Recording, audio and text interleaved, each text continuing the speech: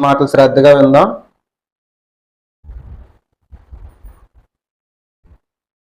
చాలా రోజుల క్రితం మనం ఒక విషయాన్ని మాట్లాడుకున్నాం. ఎంతమందికి గుర్తుందో లేదో తెలియదు కానీ, క్రైస్తవులు విగ్రహ ఆరాధన ఎందుకు చేయకూడదు అని ఒక విషయం మాట్లాడుకున్నాం. ఎంతమందికి గుర్తుందా? ఇది దానికి కంటిన్యూషన్. క్రైస్తవులు విగ్రహ ఆరాధన ఎందుకు చేయకూడదు మనం మాట్లాడుకున్నాం. ఈరోజు క్రైస్తవులు విగ్రహార్పితాలు ఎందుకు తినకూడదో మాట్లాడుకున్నాం. విగ్రహార్పితాలు అంటే విగ్రహాలకు అర్పించింది ఎందుకు తినకూడదని కొంతమంది అంటారు, తినొచ్చు అని కొంతమంది అంటారు. అసలు ఎందుకు తినకూడదు? తినొచ్చు అంటే ఎందుకు తినాలి? తినకూడదు అంటే ఎందుకు తినకూడదు? ఈ విషయాలు ఆలోచిద్దాం. చూద్దాం. చూడండి, కొరింథీయులకు రాసిన మొదటి పత్రిక 10వ అధ్యాయం 14వ వచనం. జాగ్రత్తగా వినండి. ప్రతి ఒక్కటి కొరింథీయులకు రాసిన మొదటి పత్రిక 14వ అధ్యాయం మొదటి నుంచి చదువు. కాబట్టి నా ప్రియులారా, విగ్రహారాధనకు దూరముగా పారిపోండి. దేవుడు ఏం చెప్తున్నాడు? విగ్రహారాధనకి దూరంగా పారిపోండి. అక్కడ ఉండకండి. మీరేం చేయండి? విగ్రహారాధనకి దూరంగా ఉండండి. ఎలా ఉండండి? దూరంగా ఉండండి. ఇంకా చూద్దాం. చూడండి, బుద్ధిమంతులతో మాట్లాడినట్లు మీతో మాట్లాడుచున్నాను. నేను చెప్పు సంగతిని మీరే ఆలోచించండి. నేను ఒక మాట చెప్తున్నాను, మీరు ఆలోచించండి ఒకసారి. చూద్దాం. చూడండి మాట ఏంటో. మనము దీవించు ఆశీర్వచనపు పాత్రలోని త్రాగుట క్రీస్తు రక్తములో పాలు పొచ్చుకొనుట. తర్వాత మనము విరుచు రొట్టె తినుట క్రీస్తు శరీరములో పాలు పుచ్చుకొనుటయే కదా. ఇక్కడ చెప్తున్నారు, జాగ్రత్తగా వినండి, నా వైపు చూస్తూ వినండి. ఇక్కడ పౌలు గారు కొరింథీ సంఘానికి రాస్తూ ఒక మాట చెప్తున్నారు. మనం రొట్టె ద్రాక్ష రసం తీసుకుంటాం కదా, ఆ ద్రాక్ష రసం తీసుకుంటున్నామంటే మనం ఎవరి రక్తంలో పాలు పొందినట్టు? క్రీస్తు. అది క్రీస్తు రక్తం కదా. క్రీస్తు రక్తం మనం తీసుకుంటున్నాం అంటే మన రక్తం క్రీస్తు రక్తం ఏకమవుతుంది, అంటే పాలు పొందాం. ఆయన శరీరం మనం తీసుకుంటున్నాం, ఆయన శరీరం మన శరీరం ఏకమైంది. అవును కదా. తర్వాత చూద్దాం. చూడండి, ఇది చెప్తున్నాడు, ఒక ఎగ్జాంపుల్ పెట్టి చెప్తున్నారు. 17వ వచనం. మనమందరము ఒకటే రొట్టెలో పాలు పుచ్చుకొనుచున్నాము. రొట్టె ఒకటే గనుక అనేకులమైన మనము ఒక శరీరమై ఉన్నాము. శరీర ప్రకారమైన ఇశ్రాయేలును చూడుడి. బలి అర్పించిన వాటిని తినువారు బలిపీఠముతో పాలివారు కారా. ఏం చెప్తున్నాడు? రొట్టె ద్రాక్ష రసం తీసుకున్నవాడు యేసుక్రీస్తు శరీరంలోనూ రొట్టెలు, అదే ఆయన శరీరంతోనూ రక్తంతోనూ పాలివాడు. ఇప్పుడు బలి అర్పించిన వాటిని తినేవారట. ఇశ్రాయేలీల కోసం చెప్తున్నాను ఈ మాట. ఇశ్రాయేలీలు బలర్పించి సేవకునికి ఆ మాంసం ఇచ్చేవారు. అది తింటే వాళ్ళు బలిపీఠంతో పాలివారైనట్టు. పాలివారైనట్టు అంటే ఏకమైనట్టు, అంగీకరించినట్టు, వారితో సమానమని అర్థం. తర్వాత మాట చదువుదాం. చూడండి, ఇక నేను చెప్పినదేమి విగ్రహార్పితములో ఏమైనా ఉన్నదనైనను విగ్రహములలో ఏమైనా ఉన్నదని చెప్పేదనా? లేదు గాని అన్యజనులు అర్పించు బలులు దేవునికి కాదు దెయ్యాలకు అర్పిస్తున్నారు. ఏం చెప్తున్నాడు? అన్యజనులు అర్పించే బలులు ఎవరికి ఇస్తున్నారట? దేవునికి కాదట. ఎవరికి ఇస్తున్నారు? ఇప్పుడు క్రీస్తు శరీరంలో పాలు పుచ్చుకుంటే ఆయనతో మనం పాలివారు. ఇప్పుడు విగ్రహార్పితాల్లో పాలు పుచ్చుకుంటే దెయ్యాలతో పాలివారు. ఇక్కడ చెప్తారు, మీరు దెయ్యాల బల్లలో చెయ్యి పెట్టడం దేవునికి ఇష్టం లేదు. ఆ కింద మాట చదువు ఒకసారి. మీరు దెయ్యములతో పాలివారై ఉండుట నాకు ఇష్టము లేదు. ఇప్పుడు అవి తీసుకోవటం వల్ల మనం దేంతో పాలువారు అవుతున్నమాట? దెయ్యాలతో. షేక్ హ్యాండ్ ఇచ్చుకుని థ్యాంక్స్ రా బాబు, నువ్వు నేను ఒకటే అని చెప్తున్నమాట అవి తీసుకోవటం ద్వారా. ఇప్పుడు దేవుడు తీసుకోమని చెప్పాడా, తీసుకోవద్దని చెప్పాడా? వాటి జోలికి వెళ్ళొద్దని చెప్పాడు. విగ్రహారాధనకి దూరంగా ఉండమని చెప్పాడు. ఇది నా మాట కాదు, ఇది ఎవరి మాట? దేవుని మాట. దేవుడి మాటలు ఒక్కొక్కసారి మనకు నచ్చవు, అర్థమవుతుందా? దేవుడు సూటిగా మాట్లాడిన కాకని మన ప్రసంగం ముందులో చెప్పుకుంటాం. దేవుడు మనతో సూటిగా మాట్లాడిన కాకంటే మీరు ఆమెన్ అంటారు. ఆమెన్ అంటే అర్థం ఏంటి? జరుగును కాకంటే దేవుడు మాతో సూటిగా మాట్లాడాలి అని మీరు అంటున్నారు. ఒకవేళ సూటిగా దేవుడు మీతో మాట్లాడారు ఒక మీకు ఏం వస్తుందంట? కోపం వస్తుంది. ఈడు వచ్చిన కానీ ఇలాంటివి చెప్తున్నాడండి అని అనుకుంటాం. మనం ఏమంటున్నాం? మాట్లాడమని దేవుడిని అంటున్నాం. దేవుడు మాట్లాడుతుంటే మనకి ఏమొస్తుంది? కోపం వస్తుంది. అర్థమవుతుందా? దేవుని మాటలు వింటే మనకు కోపం రాకూడదు. ఏం రావాలి? మారు మనసు రావాలి. దేవుని మాటలు అంగీకరించి మారు మనసు పొందాలి. దేవుడు ఇక్కడ ఏం చెప్తున్నాడంటే వాటితో పాలివారై ఉండకండి, విగ్రహారాధన వైపు వెళ్ళకండి, అక్కడి నుంచి ఏది తెచ్చుకుని ఇంట్లో పెట్టుకోకండి అని చెప్తున్నాడు. తర్వాత మాట చదువుతాను చూడండి. మీరు ప్రభు పాత్రలోంది దయ్యముల పాత్రలోంది కూడా త్రాగనేరరు. ఏం చెప్తున్నాడు? మీరు ప్రభు బల్ల తీసుకుంటున్నారు, అలాగే దయ్యాల బల్ల కూడా తీసుకుంటున్నారు. దయ్యాల బల్ల అంటున్నాడు దాన్ని. మీరు ప్రభు బల్ల తీసుకుంటున్నారు, అలాగే దయ్యాల బల్ల తీసుకుంటున్నారు. ఈ రెండు కలిపి చేయకూడదు. మీరు ఒకవేళ రొట్టు ద్రాక్ష రసం తీసుకోవటం మానేసి, చర్చికి రావటం మానేసి అవి వెళ్ళి తీసుకున్నారనుకో, పర్లేదు తీసుకోండి. మీరు యేసుక్రీస్తుని నమ్ముకుని రొట్టె ద్రాక్ష రసం తీసుకున్న వాళ్ళైతే తినకూడదు కాక తినకూడదు. ఇది క్రైస్తవులకు రూలు. అర్థమవుతుందా? చాలా మంది ఇలా మాట్లాడతారండి. చాలా మంది బయట వాళ్ళు ఏం మాట్లాడతారంటే, జాగ్రత్తగా బయట వాళ్ళు ఏం మాట్లాడతారంటే, మీరు క్రిస్మస్లకు పిలిచినా లేకపోతే ఏదైనా ప్రార్థనలకు పిలిచినా మేము వచ్చి తింటున్నాం కదా, మీరు మా దగ్గరకు వచ్చి ఎందుకు తినరు అని అడుగుతారు. ఎవరన్నా అడిగారు మిమ్మల్ని? అడుగుతారు. వాళ్ళు ఖచ్చితంగా అడుగుతారు. జాగ్రత్తగా వినండి. ఒకసారి జాగ్రత్తగా వినండి. వాళ్ళకి ఎలా సమాధానం చెప్పాలో నేను చెప్తున్నాను, అది చెప్పండి మీరు వెళ్ళి. మేము మీ క్రిస్మస్కి వస్తున్నాం, లేకపోతే మీరు క్రిస్మస్ కేక్ ఇస్తుంటే తింటున్నాం, లేకపోతే మీ భోజనాలకు మేము వస్తున్నాం, మీరు మా భోజనాలకు ఎందుకు రారు అని అడిగారు అనుకోండి, మీరు ఇలా సమాధానం చెప్పండి. చాలా మంది మాలేస్తారు, మాలదారు 40 రోజులు 21 రోజు లేకపోతే 9 రోజులు మాల ధారణ చేస్తారు. చేసేటప్పుడు మీరు వాళ్ళ దగ్గరికి వెళ్ళి మా ఇంట్లో కోడిని కోసి బిర్యానీ ఉండవండి, కొంచెం రండి తిందిరిగానంటే వస్తారు వాళ్ళు. ఇంటికి రారు? మాల వేసుకున్నాం, మాకు కొన్ని రూల్స్ ఉన్నాయి, ఆ రూల్స్ మేము అతిక్రమించం, మా దేవుడు చెప్పాడు ఏమని తినొద్దని. అదేటండి మేము మీ దగ్గరకు వచ్చి తింటాం కదా, మీ ఇంటికి వచ్చి మేము తింటాం, మా ఇంటికి వచ్చి మీరు తినండి అనండి. ఏమంటారు వాళ్ళు? మేము తినంగాక తినం, కొంచెం దూరం జరుగు, మమ్మల్ని ముట్టుకోకంటారు. వాళ్ళు ముట్టుకోరు, కూడా ముట్టుకోరు. అర్థమవుతుందా? వాళ్ళే ఇంత నిష్టగా పాటిస్తున్నారో, వాళ్ళు ఏదో అడిగారంట ఎందుకు తినరంటే మనం సమాధానం చెప్పలేకంటే వెళ్ళి వాళ్ళ దగ్గర తినేసి వచ్చేస్తామండి. అర్థమవుతుందా? వాళ్ళ మాలధారం చేసుకోవడం ఎలాగో మనం బాప్తీసం తీసుకోవడం అలాగే. అర్థమవుతుందా? మాలేసుకున్నవాడు ఏది పడితే తినడు, బాప్తీసం తీసుకున్నవాడు కూడా ఏది పడుతుంది తినకూడదు కాక తినకూడదు. ఎక్కడికి పడితే అక్కడికి వాళ్ళు వెళ్ళరు.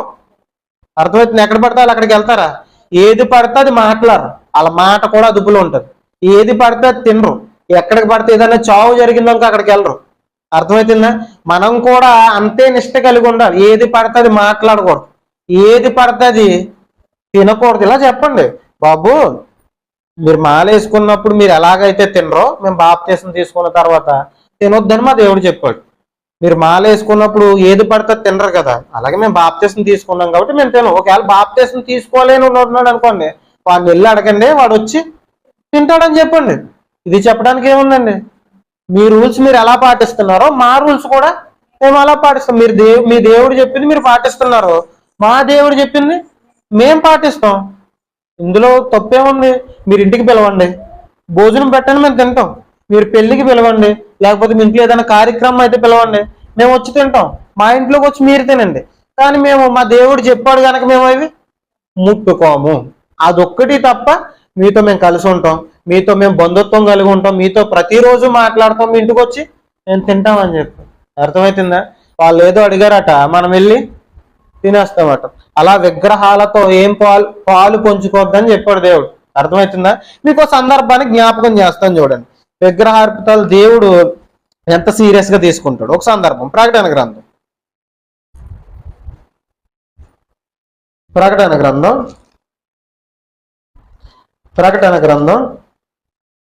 2వ అధ్యాయం. ప్రకటన గ్రంథం 2వ అధ్యాయం 18వ వచనం నుంచి జాగ్రత్తగా వినండి. ప్రకటన గ్రంథం 2వ అధ్యాయం 18వ వచనం. తుయతెరలో ఉన్న సంఘపు దూతకు ఇలాగూ వ్రాయము. ఇక్కడ ఒక సంఘానికి యోహాను గారి చేత యేసుక్రీస్తు వారు పత్రిక రాస్తున్నారు. ఆ సంఘం పేరు తుయతెర. ఆ సంఘం పేరు ఏంటి? తుయతెర. ఏం పేరు? ఈ సంఘానికి రాస్తున్నాడు అటు పత్రిక. ఏమనంటే చూద్దాం చూడండి. అగ్నిజ్వాలల వంటి కన్నులను, అపరంజిపోలిన పాదములు గల దేవుని కుమారుడు చెప్పు సంగతులు ఏమనగా, నీ క్రియలను, నీ ప్రేమను, నీ విశ్వాసమును, నీ పరిచర్యను, నీ సహనమును నేను ఎరుగుదును. ఒక సంఘానికి, తుయతెర అనే సంఘానికి పత్రిక రాస్తున్నారు. ఎవరు? యోహాను గారి చేత దేవుడు రాయిస్తున్నాడు పత్రిక. ఏమనంటే, నీ క్రియలు చాలా బాగున్నాయి. క్రియలు అంటే నువ్వు దేవుడి కోసం చేసే పనులు చాలా బాగున్నాయి. జాగ్రత్తగా వినండి. నువ్వు దేవుని కోసం చేసే పనులు బాగున్నాయి, నీ ప్రేమ బాగుంది, నువ్వు సహోదరులను చాలా బాగా ప్రేమిస్తావు. సంఘంతో చెప్తున్నాడు. సంఘం అంటే గోళ్ళ కాదు, సంఘం అంటే లోన ఉన్న విశ్వాసులతో మాట్లాడుతున్నాడు. నీ క్రియలు చాలా బాగున్నాయి, దేవుడి కోసం నువ్వు చాలా కష్టపడుతున్నావు, నీ క్రియలు బాగున్నాయి.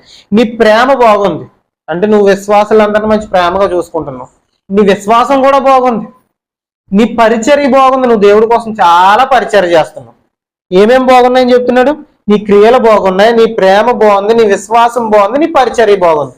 ఇవన్నీ బాగున్నాయి, కానీ నీ మీద నేను ఒక తప్పు మోపుతున్నాను. ఏంటి? నువ్వు చేసే పనులు బాగున్నాయి, విశ్వాసం బాగుంది, పరిచర్య బాగుంది, అన్ని బాగున్నాయి, కానీ ఒక తప్పు ఉంది, అది సరి చేసుకో. ఆ తప్పు ఏంటంటే తప్పు చెప్తున్నాడు చూడండి. 6వ వచనం చూడండి. 6వ వచనం కాదు, 20వ వచనం. అయినను నీ మీద తప్పు ఒకటి మోపవలసి ఉన్నది. ఏమనగా, తాను ప్రవక్తినని చెప్పుకొనుచున్న యెజబెలను స్త్రీని నీ ఉండనిచ్చుచున్నావు. ఒక తప్పు ఒకటి చెప్తున్నాడట. నీ క్రియలు బాగున్నాయి, నీ విశ్వాసం బాగుంది, నీ ప్రేమ బాగుంది, నీ పరిచర్య బాగుంది, అన్ని బాగున్నాయి, నువ్వు చాలా భక్తిగా ఉంటున్నావు, అన్ని బాగున్నాయి, కానీ నీ మీద తప్పు ఒకటి చెప్తున్నానో తప్పు సరి చేసుకో. ఆ తప్పు ఏంటంటే నువ్వు యెజబెల్ అనే స్త్రీని ఉండనిస్తున్నావు. ఏంటి? ఆ సంఘంలో ఒక స్త్రీ ఉందట, నేను ప్రవక్తనని చెప్పుకుంటున్నట ఆ స్త్రీ పేరేంటి? యెజబెలు. ఏం పేరు? యెజబెలు. ఆ యెజబెలు ఏం చేస్తుందంటే, జారత్వం చేసిన ఏం పర్లేదు చేయండి అని చెప్తున్నాడు. జారత్వం అంటే పెళ్లికి ముందు లవ్వులు చేసుకున్నా ఏం పర్లేదు చేసుకోండి అని చెప్తుందట. ఎవరు? యెజబెలు. విగ్రహార్పితాలు తిన్నా ఏం పర్లేదు తినండి అని చెప్తుందట. ఎవరు? యెజబెలు. ఆ యెజబెలు అనే స్త్రీని మీరు ఎందుకు ఉండనిస్తున్నారు? అక్కడ అర్జెంటుగా మీరు ఏం చేయాలి? మెడ పట్టి బయటికి గంటండి. ఏం చేయండి? మెడ పట్టి బయటికి గంటండి. ఆ స్త్రీని ఎందుకు ఉండనిస్తున్నారు మీరు? మీ విశ్వాసం బాగుంది, మీ ప్రేమ బాగుంది, మీ పరిచర్య బాగుంది, అన్ని బాగున్నాయి, ఈ తప్పు ఒకటి ఉంది. అర్జెంటుగా మీరు చేయాల్సిన పని ఆ యెజబెల్ అనే స్త్రీని బయటికి గంటండి. ఎందుకంటే ఆ యెజబెల్ అనే స్త్రీ ఏం చేస్తుంది? దేనికి ప్రేరేపిస్తుంది? విగ్రహాల వైపు సంఘస్థులను తిప్పుతుంది. ఏం చేస్తుంది? విగ్రహాల వైపు సంఘస్థులను తిప్పుతుంది. నా మాట కాదు, చూడండి ఒకసారి, చదవండి చూడండి. 20వ వచనం ఒకసారి మరల మొదటి నుంచి చదవండి. అయినను నీ మీద తప్పు ఒకటి మోపవలసి ఉన్నది. ఏమనగా, తాను ప్రవక్తినని చెప్పుకొనుచున్న యెజబెలు స్త్రీని నీవు ఉండనిచ్చుచున్నావు. తర్వాత, జారత్వము చేయుటకును విగ్రహములకు బలిచ్చిన వాటిని తినుటకును అది నా దాసులకు బోధించుచు వారిని మోసం చేస్తుంది. ఈ యెజబేల్ అనే స్త్రీ ఏం చేస్తుందట? దాసుల్ని మోసం చేస్తుంది, విశ్వాసుల్ని మోసం చేస్తుందట. ఎవరిని? బయట వారిని కాదట, విశ్వాసుల్ని, దేవుని నమ్ముకున్న వాళ్ళని. వీళ్ళ దేవుడి కోసం చాలా కష్టపడతారట. వీళ్ళ విశ్వాసం కూడా చాలా బాగుంటుందట, వీళ్ళ పరిచర్య కూడా చాలా బాగుంటుందట, వీళ్ళ ప్రేమ బాగుంటుందట, సహోదరుల్ని చాలా బాగా ఆదరిస్తారట.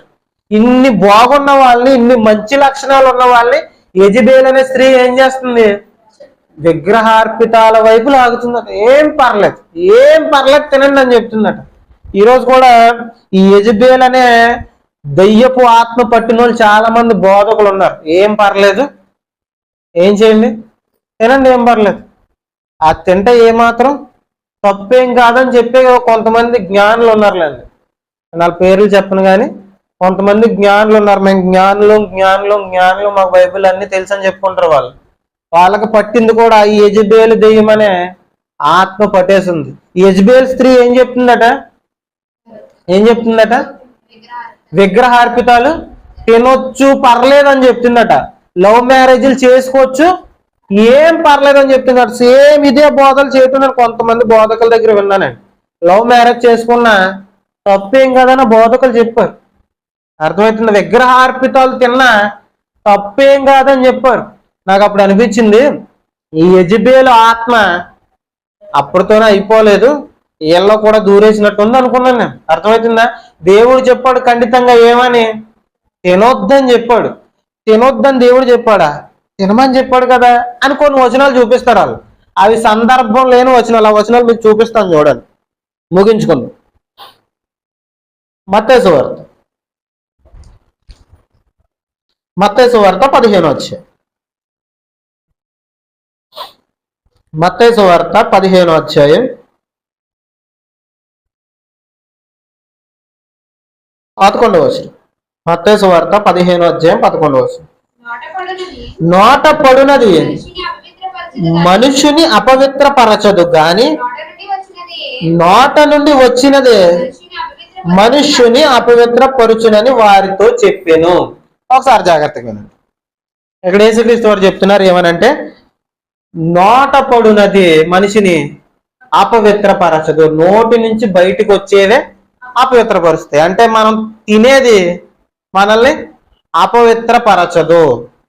మనం మాట్లాడేదంటే లోన్ నుంచి బయటకు వచ్చేది మనల్ని అపవిత్రపరుస్తుంది అని చెప్పారు.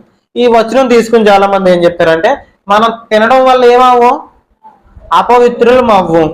మనం లోపల నుంచి వచ్చే ద్వేషం, కోపం, పగ, వీటి వల్ల మాత్రమే అపవిత్రులం అవుతాం. మనం తిన్నా ఏం పర్లేదని చెప్తున్నారు. ఈ సందర్భం ఏంటో తెలుసు? అసలు బైబిల్ ఎప్పుడు ఎలా చదవాలంటే సందర్భానుసారంగా చదవాలి. అర్థమవుతుందా? సందర్భాన్ని దాటించేసి ఈ వచనానికి ఆ వచనం, ఆ వచనానికి ఈ వచనం కలపకూడదు. అది చాలా తప్పది. ఈ సందర్భం ఏంటంటే, ఆ సందర్భం ఏంటో చూద్దాం. చూడండి 15వ వచనం మొదటి నుంచి. ఆ సమయమున యెరూషలేము నుండి శాస్త్రులు పరిచయులను యేసు వద్దకు వచ్చి, ఈ శిష్యులు చేతులు కడుక్కొనకుండా భోజనము చేయుచున్నారే, వారెందు నిమిత్తము పెద్దల పారంపర్య ఆచారమును అతిక్రమించుచున్నారని అడిగాను. ఇది సందర్భం. శిష్యులు ఏం చేస్తున్నారట? చేతులు కడుక్కోకుండా భోజనం చేసేస్తున్నారట. చేతులు కడుక్కోకుండా భోజనం చేసేస్తుంటే శాస్త్రుల పరిచయాలు వచ్చి, వెళ్ళండి చేతులు కడుక్కోకుండా భోజనం చేసేస్తున్నారు. మేము ఏం చేస్తాం? ఇంటి నుంచి బయటకు వస్తే శాస్త్రుల పరిచయాలు ఏం చేస్తారు తెలుసా? ఇంటికి వెళ్ళి బయటకు వచ్చారు అనుకోండి, కాళ్ళు కడుక్కొని నెత్తి మీద నీళ్లు జల్లుకొని ఇంట్లో పాత్రలన్నీ వాటి మీద నీళ్లు జల్లి అప్పుడు భోజనం చేస్తారు వీళ్ళు. ఈ శిష్యులు ఏం చేస్తున్నారట? యేసుక్రీస్తు వారి శిష్యులు చేతులు కడుక్కోకుండా తినేస్తున్నారట. అప్పుడు యేసుక్రీస్తు వారు చెప్పారు, చేతులు కడుక్కోకుండా తినేయటం వల్ల, లోనకి వెళ్ళే దాని వల్ల అపవిత్రం అవ్వం మనం. శాస్త్రులు పరిచయాలారా, మీలో బోల్డ్ అంత కుళ్ళు ఉంది, మీ మాటల వల్ల, మీలో ఉన్న ద్వేషం వల్ల మీరు అపవిత్రం అవుతారని చెప్పారు. ఇందులో విగ్రహార్పితాలు ఎక్కడున్నాయి చెప్పండి? ఇందులో విగ్రహార్పితాలు ఎక్కడున్నాయి? అక్కడ చెప్పిన సందర్భం ఏంటంటే, మనం చేతులు కడుక్కోకుండా తిన్నంత మాత్రాన మనం పాపం చేసినట్టు కాదు. అర్థమవుతుందా?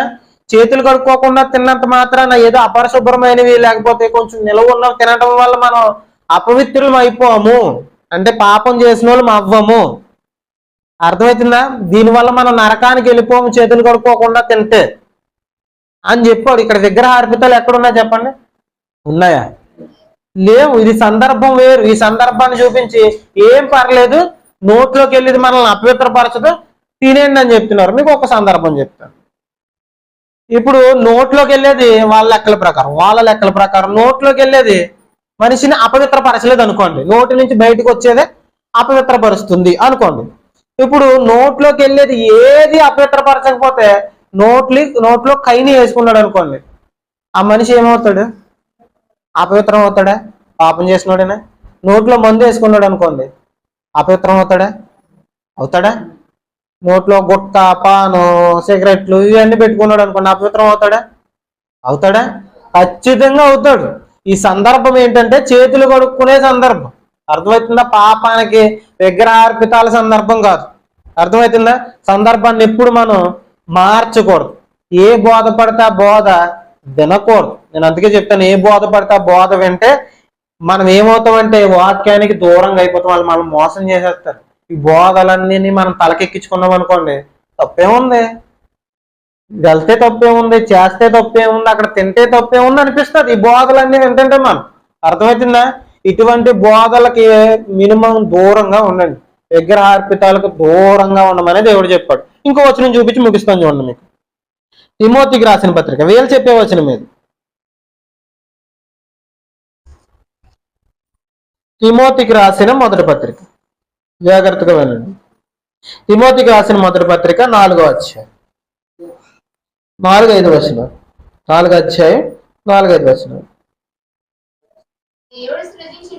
దేవుడు సృజించిన ప్రతి వస్తువును మంచిది, కృతజ్ఞతాస్తుతులు చెల్లించి పుచ్చుకునే ఏదియు నిషిద్ధమైనది, నిషేధింపదగినది కాదు. ఒకసారి జాగ్రత్తగా ఇక్కడ చెప్తున్నాడు. వాళ్ళు చెప్పే వచనం ఇది, వాళ్ళు చూపించే వచనమే.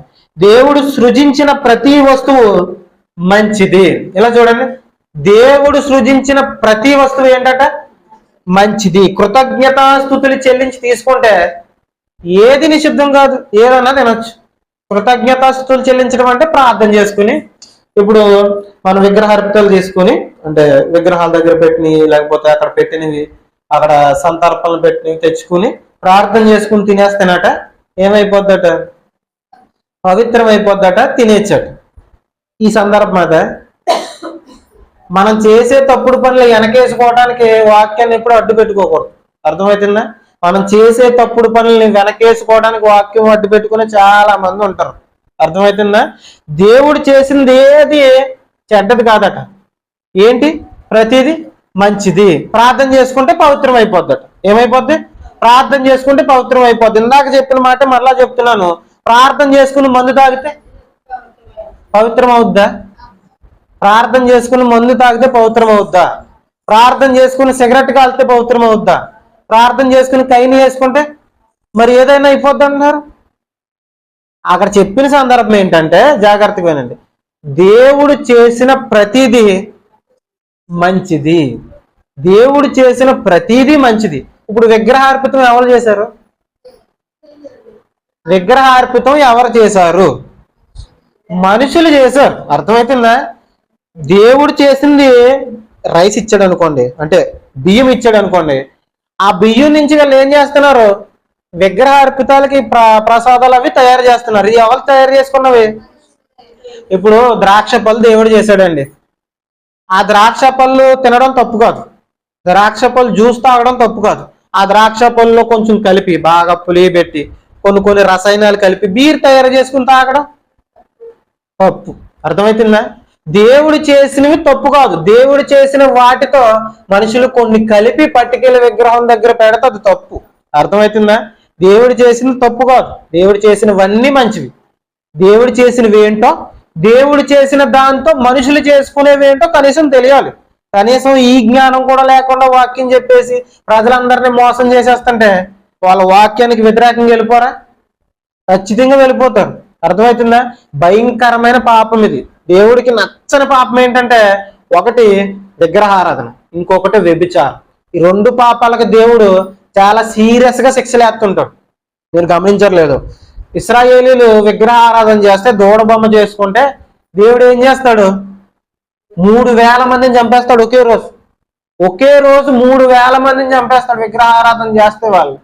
మిగతా ఏ విషయంలో అంత సీరియస్ అవ్వడు, కానీ దేవుడు విగ్రహార్పితాల విషయంలో చాలా సీరియస్ అయిపోతాడు.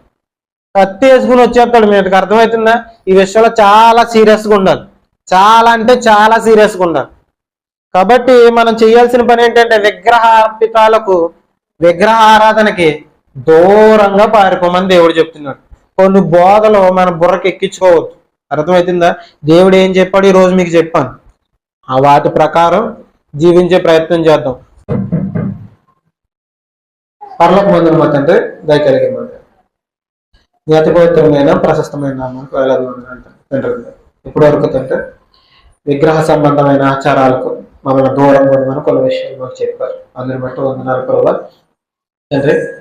అలాంటి భయంకరమైన పాపం జోలికి మేము పోకుండా తండ్రి మమ్మల్ని తండ్రి అడ్డగించండి తండ్రి. మా హృదయాలు మార్చండి తండ్రి. తెలిసి తెలియక తండ్రి మేము ఒకవేళ తప్పు చేస్తుంటే మమ్మల్ని క్షమించండి. ఇక నుంచి తండ్రి నీ కోసం ఉన్నతంగా జీవించడానికి తండ్రి కృపనిచ్చి నడిపించండి తండ్రి. మరలా వచ్చే వారం తండ్రి మరికొన్ని విషయాలు మాతో మాట్లాడండి.